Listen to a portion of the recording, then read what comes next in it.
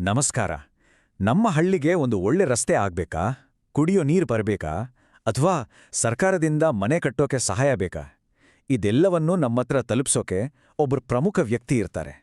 ಆದರೆ ಯೋಚನೆ ಮಾಡಿ, ಆಡಳಿತದಲ್ಲಿರೋ ಒಂದು ಸಂಘ ಗೊಂದಲ ಅವರ ಕೆಲ್ಸದ ಮೇಲೆ ಎಷ್ಟು ದೊಡ್ಡ ಪರಿಣಾಮ ಬೀರಬಹುದು ಅಂತ. ಇವತ್ತು ನಾವು ಮಾತಾಡೋಕೆ ಹೊರಟಿರೋದು ಅಂಥದ್ದೇ ಒಂದು ಮಹತ್ವದ ಸುಧಾರಣೆ ಬಗ್ಗೆ.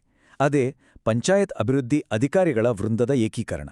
ಇದು ಬರೀ ಅಧಿಕಾರಿಗಳ ಸಂಬಳದ ವಿಷಯ ಅಷ್ಟೇ ಅಲ್ಲ, ಇದು ನಮ್ಮ ಗ್ರಾಮೀಣ ಆಡಳಿತದ ಭವಿಷ್ಯವನ್ನೇ ಬದಲಾಯಿಸಬಲ್ಲ ಕಥೆ. ಹೌದು, ಈ ಇಡೀ ಚರ್ಚೆಯ ಕೇಂದ್ರಬಿಂದು ಯಾರಪ್ಪ ಅಂದ್ರೆ ಪಂಚಾಯತ್ ಅಭಿವೃದ್ಧಿ ಅಧಿಕಾರಿ. ನಾವು ಚಿಕ್ಕದಾಗಿ PDO ಅಂತ ಕರಿತೀವಿ. ಇವರನ್ನ ಒಂದು ರೀತಿ ಸರ್ಕಾರದ ಕಣ್ಣು, ಕಿವಿ, ಕೈಗಳು ಅನ್ಬೋದು. ಯಾಕಂದ್ರೆ ಸರ್ಕಾರ ಪೇಪರ್ ಮೇನ್ ಹಾಕೋ ಯೋಜನೆಗಳನ್ನ ನಮ್ಮ ಹಳ್ಳಿಗಳಲ್ಲಿ ನಿಜವಾಗ್ಲೂ ಜಾರಿಗೆ ತರೋ ಸೇತುವೆನೇ ಇವರು. ನಿಜ ಹೇಳ್ಬೇಕಂದ್ರೆ ಗ್ರಾಮೀಣ ಭಾರತ ಬದಲಾಗ್ತಿದೆ ಅಂದ್ರೆ ಆ ಕಥೆಯ ಹೀರೋಗಳೇ ಈ PDOಗಳು. ಹಾಗಾದ್ರೆ ಒಂದು ಗ್ರಾಮ ಪಂಚಾಯತ್ ಯಶಸ್ವಿಯಾಗಿ ನಡಿಬೇಕು ಅಂದ್ರೆ ಅದರ ಹಿಂದಿನ ಅಸಲಿ ಶಕ್ತಿ ಯಾರು? ರಾಜ್ಯದ ಆಡಳಿತದಲ್ಲಿ ಈ PDOಗಳ ಪಾತ್ರ ಎಷ್ಟು ಮುಖ್ಯ ಅನ್ನೋದನ್ನ ಮೊದಲು ಅರ್ಥ ಮಾಡ್ಕೊಳ್ಳೋಣ. ನೋಡಿ, ವಿಕೇಂದ್ರೀಕೃತ ಆಡಳಿತ ಅಂದ್ರೆ ಅಧಿಕಾರ ಹಂಚಿಕೆ. ಇಲ್ಲಿ ಇವರ ಕೆಲಸ ಎಷ್ಟು ಚೆನ್ನಾಗಿರುತ್ತೋ ಆ ಗ್ರಾಮದ ಪ್ರಗತಿ ಕೂಡ ಅಷ್ಟೇ ಚೆನ್ನಾಗಿರುತ್ತೆ. ಸರಳವಾಗಿ ಹೇಳಬೇಕು ಅಂದ್ರೆ PDO ಅಂದ್ರೆ ಒಂದು ಗ್ರಾಮ ಪಂಚಾಯತ್ ಮಟ್ಟದಲ್ಲಿರೋ ಅತ್ಯುನ್ನತ ಕಾರ್ಯನಿರ್ವಾಹಕ ಅಧಿಕಾರಿ. ಅಂದ್ರೆ ಸರ್ಕಾರದ ಯೋಜನೆಗಳು ಒಂದು ಕಡೆ, ಹಳ್ಳಿ ಜನರ ಅಗತ್ಯಗಳು ಇನ್ನೊಂದು ಕಡೆ, ಇವೆರಡರ ನಡುವೆ ಇರೋ ಅತಿ ಮುಖ್ಯವಾದ ಕೊಂಡಿ ಅಂದ್ರೆ ಲಿಂಕ್ ಅವರೇ. ಅಬ್ಬಾ, ಇವರ ಜವಾಬ್ದಾರಿಗಳ ಲಿಸ್ಟ್ ನೋಡಿದ್ರೆ ನಿಜವಾಗ್ಲೂ ಆಶ್ಚರ್ಯ. ಪಂಚಾಯತಿನ ದಿನನಿತ್ಯನ ಆಡಳಿತ ನೋಡ್ಕೊಳ್ಳೋದ್ರಿಂದ ಹಿಡಿದು ತೆರಿಗೆ ವಸೂಲಿ ಮಾಡೋದು, ಆಮೇಲೆ ನರೇಗಾ, ಸ್ವಚ್ಛ ಭಾರತ್ ಅಂತ ನೂರಾರು ಯೋಜನೆಗಳನ್ನು ಜಾರಿಗೆ ತರೋದು, ಮನೆ ಕಟ್ಟೋ ಸ್ಕೀಮ್ಗಳನ್ನು ನೋಡ್ಕೊಳ್ಳೋದು, ಜನರ ಕಷ್ಟ ಸುಖ, ನೀರು, ಚರಂಡಿ ಸಮಸ್ಯೆಗಳನ್ನ ಬಗೆಹರಿಸೋದು, ಹೀಗೆ ಹೇಳ್ತಾ ಹೋದ್ರೆ ದೊಡ್ಡ ಪಟ್ಟಿನೇ ಇದೆ. ಅದಕ್ಕೆ ಹೇಳೋದು ಇವರೇ ಗ್ರಾಮೀಣಾಭಿವೃದ್ಧಿಯ ನಿಜವಾದ ಇಂಜಿನ್ ಅಂತ. ಸರಿ, ಇಲ್ಲಿಯವರೆಗೆ ಎಲ್ಲವೂ ಚೆನ್ನಾಗಿದೆ. ಆದ್ರೆ ಈಗ ನಾವು ಈ ಇಡೀ ವಿಷಯದ ಅಸಲಿ ಸಂಘರ್ಷದ ಕಡೆಗೆ ಬರೋಣ. ಅದೇನಪ್ಪಾ ಅಂದ್ರೆ, ಒಂದೇ ಕೆಲಸ, ಒಂದೇ ಜವಾಬ್ದಾರಿ ಹೊತ್ತಿರೋ ಅಧಿಕಾರಿಗಳಿಗೆ ಬೇರೆ ಬೇರೆ ಸಂಬಳ ಕೊಡುವ ಒಂದು ವ್ಯವಸ್ಥೆ ಈಗ ಇದೆ. ಅರೆ, ಇದು ಹೇಗೆ ಸಾಧ್ಯ ಅಂತ ಅನಿಸ್ತಿರ್ಬೇಕಲ್ವಾ? ಇಲ್ಲೇ ನೋಡಿ ಗೊಂದಲ ಶುರುವಾಗೋದು. PDO ಗ್ರೇಡ್ 1 ಮತ್ತೆ PDO ಗ್ರೇಡ್ 2 ಅಂತ ಇಬ್ರು ಇದ್ದಾರೆ. ಇಬ್ಬರ ಕೆಲಸ ಜವಾಬ್ದಾರಿಗಳನ್ನ ಪಕ್ಕ ಇಟ್ಟು ನೋಡಿದ್ರೆ ಒಂದೇ ಒಂದು ವ್ಯತ್ಯಾಸ ಕೂಡ ಕಾಣಲ್ಲ. ಇಬ್ರೂ ಮಾಡೋದು ಒಂದೇ ಕೆಲಸ, ಇಬ್ರಿಗಿರೋದು ಒಂದೇ ಜವಾಬ್ದಾರಿ. ಆದರೂ ಅವರನ್ನ ಎರಡು ಬೇರ್ಬೇರೆ ಗ್ರೇಡ್ಗಳಾಗಿ ವಿಂಗಡಣಿಸಲಾಗಿದೆ. ಇದೇ ನೋಡಿ ಎಲ್ಲಾ ಸಮಸ್ಯೆಗೂ ಮೂಲ ಕಾರಣ. ಈ ಅಂಕಿ ಸಂಖ್ಯೆಗಳನ್ನು ನೋಡಿದ್ರೆ ಈ ಅಸಮಾನತೆಯ ಕಥೆ ಇನ್ನಷ್ಟು ಸ್ಪಷ್ಟವಾಗಿ ಅರ್ಥ ಆಗುತ್ತೆ. ಗ್ರೇಡ್ 2 PDOಗಳು ಮಾಡೋ ಅದೇ ಕೆಲಸಕ್ಕೆ ಕಡಿಮೆ ಸಂಬಳದ ಸ್ಕೇಲ್ನಲ್ಲಿದ್ದಾರೆ. ಆದರೆ ಗ್ರೇಡ್ 1 ಅಧಿಕಾರಿಗಳು ಅದಕ್ಕಿಂತ ಜಾಸ್ತಿ ಸಂಬಳ ಪಡೀತಾರೆ. ಯೋಚನೆ ಮಾಡಿ, ಒಂದೇ ಕೆಲಸಕ್ಕೆ ಎರಡು ಥರ ಸಂಬಳ, ಇದು ಸರಿನಾ? ಸಮಾನತೆ ತತ್ವಕ್ಕೆ ಇದು ವಿರುದ್ಧ ಅಲ್ವಾ? ಇದು ಬರೀ ದುಡ್ಡಿನ ವಿಷಯ ಅಷ್ಟೇ ಅಲ್ಲ. ಈ ಗೊಂದಲದಿಂದ ಯಾರಿಗೆ ಮೊದಲು ಪ್ರಮೋಷನ್ ಕೊಡಬೇಕು, ಸೀನಿಯಾರಿಟಿ ಲಿಸ್ಟ್ ಹೇಗೆ ಮಾಡಬೇಕು ಅನ್ನೋ ವಿಷಯಗಳಲ್ಲೆಲ್ಲ ದೊಡ್ಡ ತಲೆನೋವು ಶುರುವಾಗಿದೆ. ಇದರಿಂದ ಆಡಳಿತದ ಕೆಲಸ ನಿಧಾನ ಆಗುತ್ತೆ, ವರ್ಷಗಟ್ಲೆ ಕೋರ್ಟ್ ಕೇಸ್ಗಳು ನಡೀತವೆ. ಒಟ್ಟಿನಲ್ಲಿ ಇದು ಇಡೀ ಸಿಸ್ಟಮ್ನ ದಕ್ಷತೆನೇ ಕಡಿಮೆ ಮಾಡ್ತಿದೆ. ಹಾಗಾದ್ರೆ ಇಷ್ಟೆಲ್ಲ ಕಾಂಪ್ಲೆಕ್ಸ್ ಆಗಿರೋ ಈ ಸಮಸ್ಯೆಗೆ ಪರಿಹಾರ ಏನು? ಆಶ್ಚರ್ಯ ಅಂದ್ರೆ ಉತ್ತರ ತುಂಬಾ ಸರಳವಾಗಿದೆ ಮತ್ತು ತಾರ್ಕಿಕವಾಗಿದೆ. ಅದೇ ವೃಂದಗಳ ಏಕೀಕರಣ, ಅಂದ್ರೆ ಕ್ಯಾಡರ್ ಯೂನಿಫಿಕೇಶನ್. ಈ ಪ್ರಸ್ತಾವನೆಯ ಮುಖ್ಯ ಉದ್ದೇಶ ತುಂಬಾ ಸಿಂಪಲ್. ಗ್ರೇಡ್ 1, ಗ್ರೇಡ್ 2 ಅನ್ನೋ ಈ ಎರಡೂ ಹಂತದ ಸಿಸ್ಟಮನ್ನೇ ತೆಗೆದುಹಾಕಿ ಎಲ್ಲಾ PDOಗಳನ್ನ ಒಂದೇ ಏಕೀಕೃತ ಹಿರಿಯ ವೃಂದಕ್ಕೆ ಸೇರಿಸೋದು. ಹೀಗೆ ಒಂದೇ ವೃಂದ ಮಾಡಿದ್ರೆ ಏನಾಗುತ್ತೆ? ಎಲ್ಲ PDOಗಳಿಗೂ ಈ ಹೆಚ್ಚಿನ ವೇತನ ಶ್ರೇಣಿ ಅನ್ವಯ ಆಗುತ್ತೆ.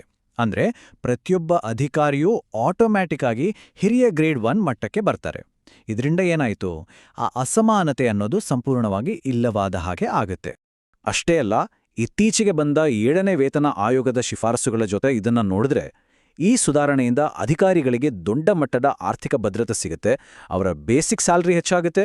ಸಹಜವಾಗಿ ಇದು ಅವರ ಜೀವನ ಮಟ್ಟ ಸುಧಾರಿಸೋಕೆ ಸಹಾಯ ಮಾಡುತ್ತೆ. ಆದರೆ ನಾನು ಮೊದಲೇ ಹೇಳಿದ ಹಾಗೆ ಈ ಸುಧಾರಣೆ ಕೇವಲ ಸಂಬಳಕ್ಕೆ ಸೀಮಿತವಾಗಿಲ್ಲ.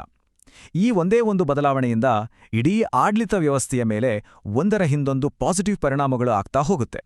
ಅದು ಹೇಗೆ ಅಂತ ನೋಡೋಣ. ನೋಡಿ, ಇದು ಹೇಗೆ ಕೆಲಸ ಮಾಡುತ್ತೆ ಅಂದ್ರೆ, ಮೊದಲು ವೃಂದಗಳು ಒಂದಾಗ್ತವೆ.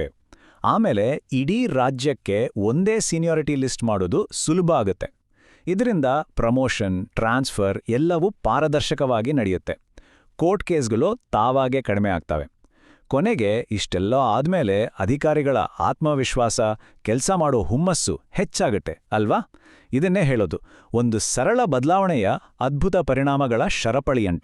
ಇನ್ನೂ ಒಂದು ಮುಖ್ಯವಾದ ವಿಷಯ ಇದೆ. ಈ ಬದಲಾವಣೆ ಬರೀ ಪಿಡಿಒಗಳಿಗೆ ಮಾತ್ರ ಲಾಭ ತರೋದಿಲ್ಲ. ಯೋಚನೆ ಮಾಡಿ, ಒಂದು ಕಟ್ಟಡದ ಫೌಂಡೇಶನ್ ಗಟ್ಟಿಯಾದ್ರೆ ಮೇಲಿನ ಮಹಡಿಗಳು ಗಟ್ಟಿಯಾಗುತ್ತಲ್ವಾ? ಹಾಗೇನೆ ಪಿಡಿಒರಿಂದ ಬಲಗೊಂಡಾಗ ಅವರ ಮೇಲಿನ ಅಧಿಕಾರಿಗಳಾದ ಅಸಿಸ್ಟೆಂಟ್ ಡೈರೆಕ್ಟರ್ಸ್ ಅಂದ್ರೆ ಎಡಿಗಳು ಮತ್ತು ಎಕ್ಸಿಕ್ಯೂಟಿವ್ ಆಫೀಸರ್ಸ್ ಅಂದ್ರೆ ಇಒಗಳ ವೇತನ ಶ್ರೇಣಿಯನ್ನ ಕೂಡ ಪರಿಷ್ಕರಿಸೋಕೆ ದಾರಿ ಸುಲಭ ಆಗುತ್ತೆ. ಒಟ್ಟಿನಲ್ಲಿ ಇದು ಇಡೀ ಗ್ರಾಮೀಣಾಭಿವೃದ್ಧಿ ಇಲಾಖೆಯನ್ನೇ ಬಲಪಡಿಸುತ್ತೆ. ಹಾಗೆಯೇ ಈ ಪ್ರಸ್ತಾವನೆನೇನು ಸುಮ್ಮನೆ ಒಂದು ಇಲಾಖೆಯ ಬೇಡಿಕೆ ಅಷ್ಟೇ ಅಲ್ಲ.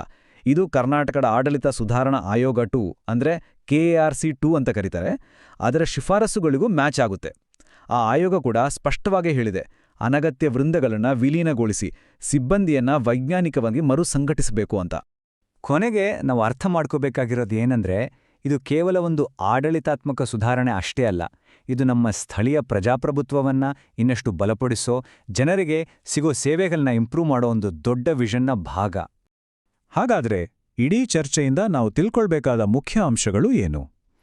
ಮೊದಲನೇದಾಗಿ, ಇದು ಸಂಬಳದ ಅಸಮಾನತೆಯನ್ನ ಕೊನೆಗಾಣಿಸುತ್ತೆ. ಎರಡನೇದು, ಆಡಳಿತವನ್ನ ಸಿಂಪಲ್ ಮಾಡುತ್ತೆ. ಮೂರನೇದು, ಅಧಿಕಾರಿಗಳ ಮನೋಬಲವನ್ನ ಹೆಚ್ಚಿಸುತ್ತೆ. ನಾಲ್ಕನೇದು, ಆಡಳಿತದ ಬೇರುಗಳನ್ನ ಗಟ್ಟಿ ಮಾಡುತ್ತೆ. ಕೊನೆಯದಾಗಿ ಮತ್ತು ಅತಿ ಮುಖ್ಯವಾಗಿ, ಇದು ಗ್ರಾಮೀಣ ಭಾರತಕ್ಕೆ ಶಕ್ತಿ ತುಂಬುತ್ತೆ. ಈ ಇಡೀ ಸುಧಾರಣೆ ಹಿಂದಿರೋ ಫಿಲಾಸಫಿಯನ್ನ ಈ ಒಂದು ಮಾತು ತುಂಬಾ ಚೆನ್ನಾಗಿ ಹೇಳುತ್ತೆ. ಪಿಡಿಒಗಳಿಗೆ ಶಕ್ತಿ ತುಂಬೋದು ಅಂದ್ರೆ ಗ್ರಾಮ ಪಂಚಾಯತ್ಗಳಿಗೆ ಶಕ್ತಿ ತುಂಬಿದ ಹಾಗೆ. ಇದು ಮಹಾತ್ಮ ಗಾಂಧೀಜಿಯವರು ಕಂಡಿದ್ದ ಗ್ರಾಮ ಸ್ವರಾಜ್ಯದ ಕನಸನ್ನ ನನಸು ಮಾಡೋ ಕಡೆಗೆ ಇಡೋ ಒಂದು ದೊಡ್ಡ ಹೆಜ್ಜೆ.